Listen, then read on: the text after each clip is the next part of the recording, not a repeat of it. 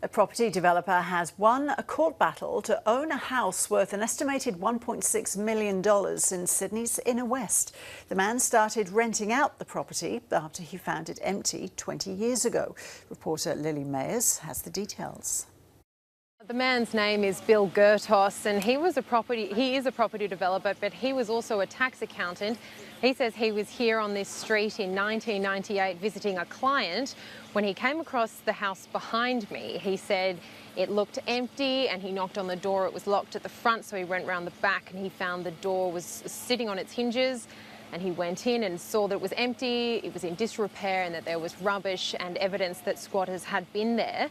So he says he asked around the neighbourhood and found out that the last tenant had died earlier that year and that no one had been living here. So he came back with a builder and changed the locks.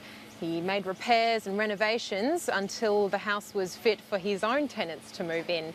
And it wasn't until last year that he filed to have legal ownership under adverse possession or squatting laws, because he'd had sort of maintained the house for over 12 years.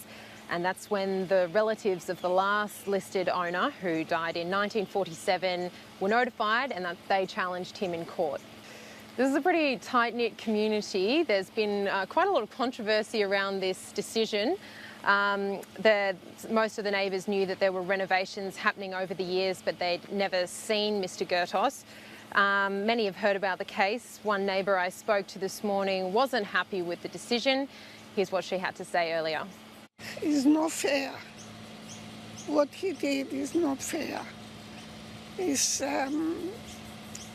He come around the neighbourhood.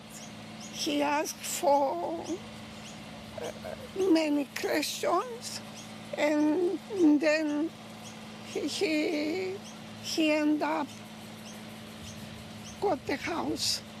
Why?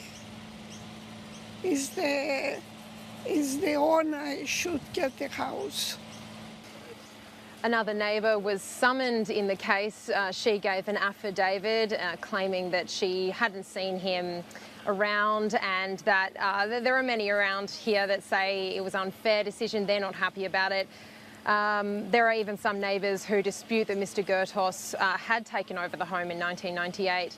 But despite the outrage here on the street, the judge's decision does clearly recognise Mr. Gertos as successfully taking and maintaining custody of this land.